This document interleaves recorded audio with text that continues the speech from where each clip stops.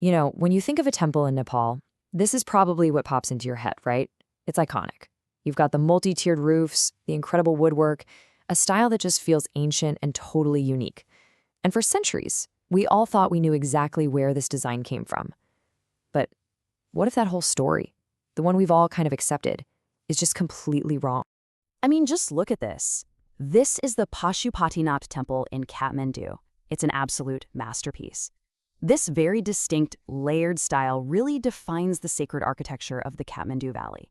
It's a design that feels inseparable from Nepal itself. So here's where things get interesting. When early Western observers first saw these temples, they noticed an undeniable resemblance to the pagodas in China and Burma. The tiered roofs, the tower-like shape. It seemed like an open and shut case. The great architectural historian James Ferguson, he basically said all their affinities seem with those in Burma and China. And just like that became the accepted story. But you know how it is. Looks can be pretty deceiving. And the moment you start digging just a little bit deeper past that first impression, well, the clues start pointing in a totally different direction. All right, so let's really get into it. Let's peel back the layers on this architectural mystery. Is the Nepalese temple really a type of pagoda? Or is it something else entirely? Something that's been hiding in plain sight all this time? To be fair, the pagoda theory made a lot of sense at the time. It was based on clear visual evidence, and it was championed by these really respected authorities like Ferguson. The whole idea was pretty simple, right? There must have been some shared architectural ancestor, probably somewhere in Western China, that influenced the styles of both Nepal and Burma. And for a long, long time, that was the textbook answer. End of story. Okay, so to really crack this case, we can't just glance at the outline of the building. No, we've got to become architectural detectives here.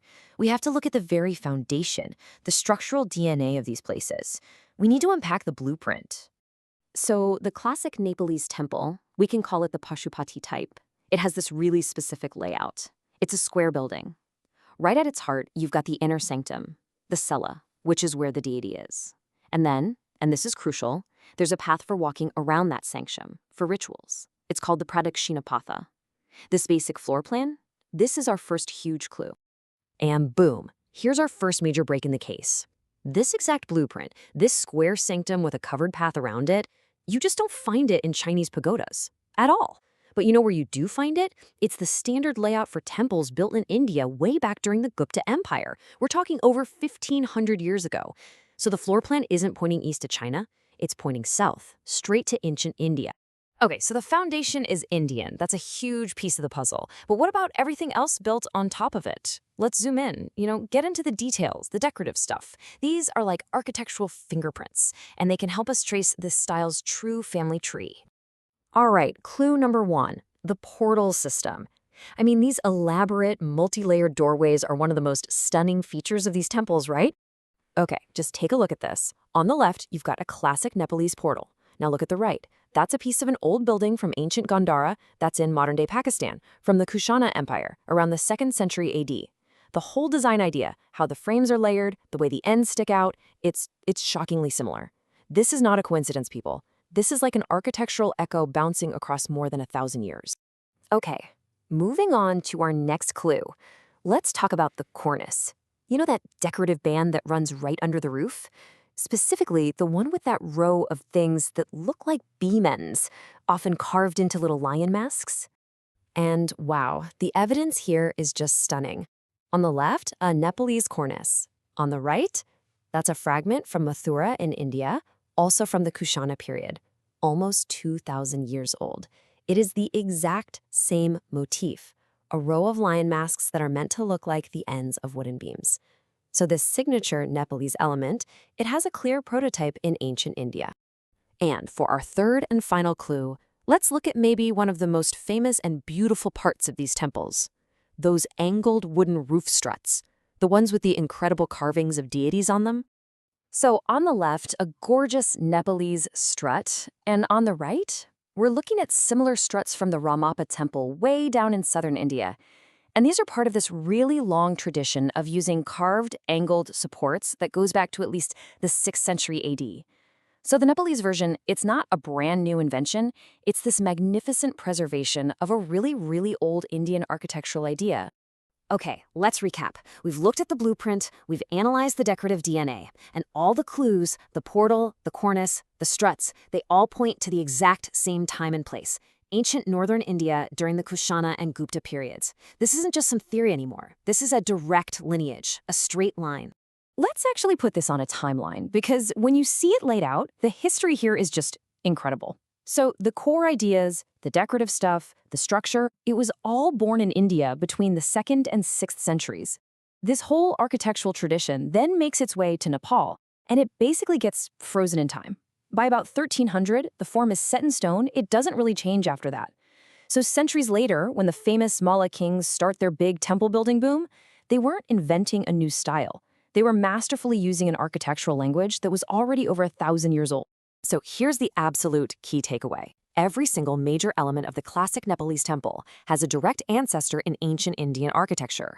The blueprint, that's from the Gupta period. The portal system, the cornice with the lion masks, the whole idea of carved roof struts, that stuff traces all the way back to the Kushana period and the years just after. It's a clear, undeniable inheritance. Okay, but this brings up a really fascinating question, right? If this style started in India, why did it pretty much disappear there, but thrive for centuries in Nepal? Why is Nepal the place we see it today? Well, the answer really comes down to geography and history. You see, the Kathmandu Valley acted like a cultural sanctuary. It was relatively isolated, and that protected it from all these waves of invasion and massive cultural shifts that were constantly sweeping across the plains of India. So while styles in India were evolving or being destroyed and replaced, these ancient forms in Nepal were just preserved, like a prehistoric insect trapped in amber. It literally became an architectural time capsule. And this isn't some new idea. The brilliant art historian Ananda Coomaraswamy saw this way back in 1927. He wrote, and this just nails it, "These wooden edifices preserve the elements of much older styles, of which the monuments are no longer preserved in India. They illustrate, too, a halfway stage between Indian prototypes and Chinese derivatives." He realized these aren't just buildings, they're historical records. So when you get right down to it, the Nepalese temple isn't a pagoda. A much better way to think about it is as a living fossil. It's like an architectural species that survived long after all its relatives went extinct. And you know what? Nothing captures this incredible story better than this final image.